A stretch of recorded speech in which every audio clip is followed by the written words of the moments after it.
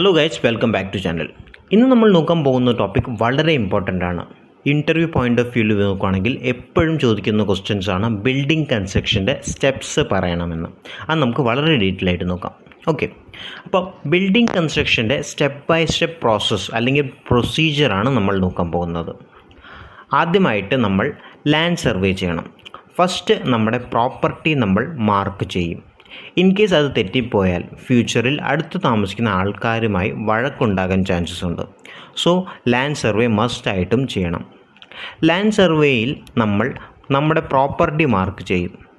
അത് എവിടം മുതൽ എവിടം വരെയാണ് എന്ന് നമുക്ക് മനസ്സിലാകും.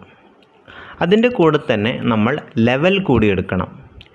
നമ്മുടെ ലാൻഡിൻ്റെ എന്താണ് ഗ്രൗണ്ട് ലെവൽ എന്ന് നമുക്ക് മനസ്സിലാകും.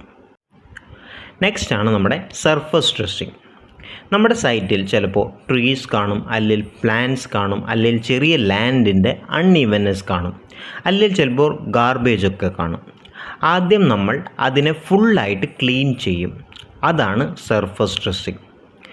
ഇതാണ് നമ്മുടെ ആദ്യമായിട്ടുള്ള കൺസ്ട്രക്ഷൻ ഐറ്റം. ഇത് നമ്മൾ മെഷർ ചെയ്യുന്നത് മീറ്റർ സ്ക്വയറിലാണ്. നെക്സ്റ്റ് ആണ് നമ്മുടെ സൈഡ് ബാരിഗേറ്റിംഗ് ആൻഡ് ഫെൻസിങ്. സൈഡ് ബാരിഗേറ്റിംഗ് എന്ന് പറഞ്ഞാൽ നമ്മുടെ പ്രോപ്പർട്ടി 4 സൈഡിൽ നിന്ന് കവർ ചെയ്യണം. കൂടെ തന്നെ നമ്മൾ ഒരു ഗേറ്റ് കൂടെ വയ്ക്കും. ഇത് ബേസിക്കലി നമ്മൾ ചെയ്യുന്നത് നമ്മുടെ സേഫ്റ്റിക്ക് വേണ്ടിയാണ്. നെക്സ്റ്റ് ആണ് ലേ ഔട്ട് വർക്ക്. സ്ട്രക്ചറൽ ഡ്രോയിങ്ങിൻ്റെ ലേ ഔട്ട് ഡയഗ്രാം അതനുസരിച്ച് നമ്മൾ ഗ്രൗണ്ടിൽ നമ്മുടെ ഫൂട്ടിംഗ് മാർക്ക് ചെയ്യും. അത് വെച്ച് നമ്മുടെ കോളം ലൊക്കേഷൻ നമുക്ക് ഫൈനലാക്കാൻ കഴിയും. നെക്സ്റ്റ് ആണ് എർത്ത് വർക്ക് എക്സ്കവേഷൻ. ഇവിടെ നമ്മൾ സ്ട്രക്ചറൽ ഡ്രോയിങ് അനുസരിച്ച് എക്സ്കവേറ്റ് ചെയ്യും. ഇത് മെഷർ ചെയ്യുന്നത് മീറ്റർ ക്യൂബിലാണ്.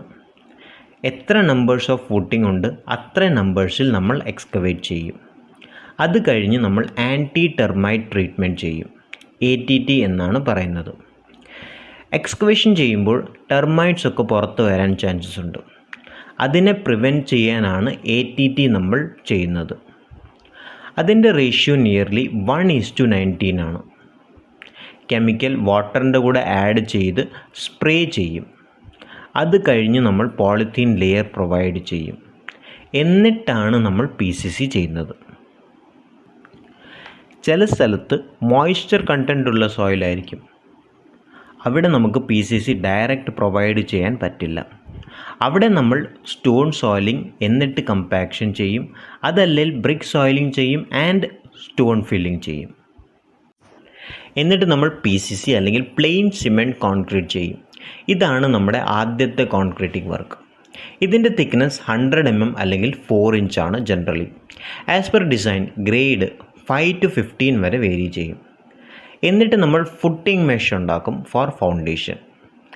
എന്നിട്ട് നമ്മൾ ഫോം വർക്ക് പ്രൊവൈഡ് ചെയ്യും ഫുട്ടിംഗ് മെഷിൻ്റെ 4 സൈഡിലും. അത് ഒന്നെങ്കിൽ പ്ലൈവുഡ് ആയിരിക്കും, അല്ലെങ്കിൽ മൈൽഡ് സ്റ്റീൽ വെച്ചായിരിക്കും നമ്മൾ ഷട്ടറിങ് പ്രൊവൈഡ് ചെയ്യുന്നത്. നെക്സ്റ്റ് നമുക്ക് ഫുട്ടിങ്സിൽ കോൺക്രീറ്റിംഗ് ചെയ്യാം. കോൺക്രീറ്റ് നമുക്ക് മാനുവലി അല്ലെങ്കിൽ ബാച്ചിങ് പ്ലാൻസിൽ ഉണ്ടാക്കാം. കോൺക്രീറ്റ് പോർ ചെയ്ത് കഴിഞ്ഞ് നമ്മൾ ഫോം വർക്ക് റിമൂവ് ചെയ്യും. അപ്പോൾ ഫുട്ടിങ് നമുക്ക് ഇങ്ങനെ കാണാം. നെക്സ്റ്റ് നമുക്ക് നെക്ക് കോളം ഉണ്ടാക്കാം. നെക്ക് കോളം എന്ന് പറഞ്ഞാൽ ഗ്രൗണ്ട് ലെവലിന് താഴെ വരെയുള്ള കോളമാണ് നെക്ക് കോളം. എന്നിട്ട് റെയിൻഫോഴ്സ്മെൻറ്റ് ആസ് പെർ ഡ്രോയിങ് നമുക്ക് മുകളിലോട്ട് പ്രൊവൈഡ് ചെയ്യാം. എന്നിട്ടിവിടെ ഷട്ടറിങ് ആൻഡ് ഗ്രേഡ് അനുസരിച്ച് നമുക്ക് കോൺക്രീറ്റ് പോർ ചെയ്യാം. നമുക്ക് കാണാം ഇവിടെയും വെർട്ടിക്കൽ സെക്ഷനാണ്. അപ്പോൾ നമുക്ക് 24 hours കഴിഞ്ഞാൽ ഷട്ടറിങ് മാറ്റാൻ കഴിയും. നെക്സ്റ്റ് ആണ് സോയിൽ ബാക്ക് ഫില്ലിംഗ്. പക്ഷെ ഡയറക്റ്റ്ലി ബാക്ക് ഫില്ലിംഗ് ചെയ്താൽ സോയിലിലുള്ള മോയ്സ്ചർ കോൺക്രീറ്റിൻ്റെയും ഉള്ളിലുള്ള റെയിൻഫോഴ്സ്മെൻറ്റിൻ്റെയും ഡ്യൂറബിലിറ്റി കുറയ്ക്കും. സോ ഡയറക്റ്റ് നമ്മൾ ബാക്ക് ഫില്ലിംഗ് ചെയ്യില്ല. പകരം ബിറ്റുമിൻ കോട്ട് അപ്ലൈ ചെയ്തിട്ട് മാത്രമേ ബാക്ക് ഫിൽ ചെയ്യത്തുള്ളൂ. ബാക്ക് ഫില്ലിംഗ് ഒക്കെ ചെയ്യുമ്പോൾ നിങ്ങൾക്ക് ലെവലായിട്ടുള്ള സർഫസ് കിട്ടാൻ തുടങ്ങും. നെക്സ്റ്റ് ആണ് laying of reinforcement for plinth beam. അത് നമ്മൾ പ്രിപ്പയർ ചെയ്യുന്നത് സ്ട്രക്ചറൽ ഡ്രോയിങ് അനുസരിച്ചാണ്. എവിടെയൊക്കെ മെയിൻ ബാർസ് പ്രൊവൈഡ് ചെയ്യും, എവിടെയൊക്കെ ഡിസ്ട്രിബ്യൂഷൻ ബാർ പ്രൊവൈഡ് ചെയ്യും, എങ്ങനെയൊക്കെ സ്റ്റിറപ്പ് പ്രൊവൈഡ് ചെയ്യും, അതൊക്കെ സ്ട്രക്ചറൽ ഡ്രോയിങ് അനുസരിച്ചാണ് നമ്മൾ ചെയ്യുന്നത്. അങ്ങനെ നമ്മുടെ സ്റ്റീൽ റീഇൻഫോഴ്സ്മെൻറ്റ് റെഡിയായി. അടുത്തത് നമ്മൾ ഫോം വർക്ക് ചെയ്യും. നെക്സ്റ്റ് ഗ്രേഡ് അനുസരിച്ച് കോൺക്രീറ്റ് പോർ ചെയ്യും. സോ ഇവിടെ നിങ്ങൾക്ക് കാണാൻ കഴിയും വെർട്ടിക്കൽ ഫോം വർക്കാണ്. സോ ഒരു ദിവസം കഴിഞ്ഞാൽ നമുക്ക് ഷട്ടറിങ് റിമൂവ് ചെയ്യാം. നെക്സ്റ്റ് നമ്മൾ പ്ലിന്ത് ഫില്ലിംഗ് ചെയ്യും ആൻഡ് കമ്പാക്ട് ചെയ്യും. അത് ചെയ്യുമ്പോൾ നമ്മൾ ശ്രദ്ധിക്കേണ്ടത് അതിൻ്റെ ലെയർ തിക്നെസ് 200 mm കൂടാൻ പാടില്ല. ഓക്കെ, 200 mm ലെയേഴ്സിൽ കമ്പാക്ട് ചെയ്തിട്ട് നമ്മൾ ചെയ്യുന്നത് എന്താണ്, ATT നമ്മൾ പ്രൊവൈഡ് ചെയ്യും. ATT നമ്മൾ ഓൾറെഡി നോക്കിയതാണ്.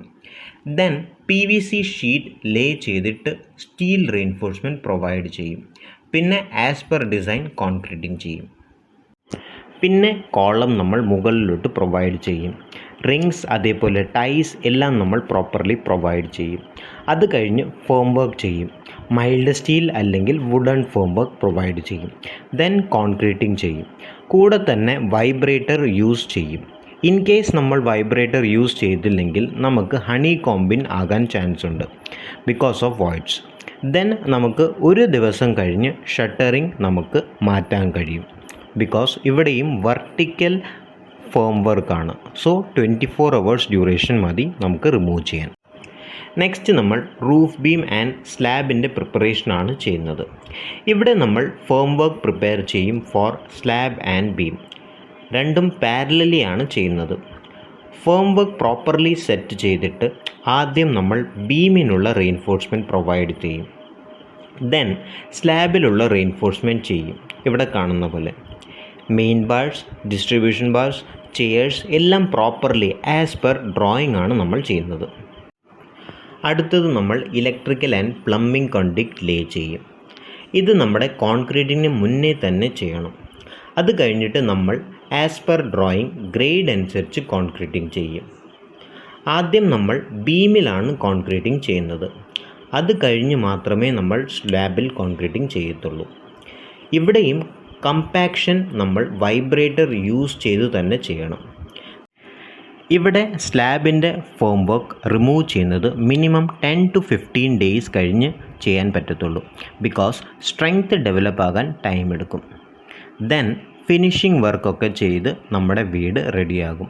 സോ ഇതായിരുന്നു നമ്മുടെ step by step procedure of building construction.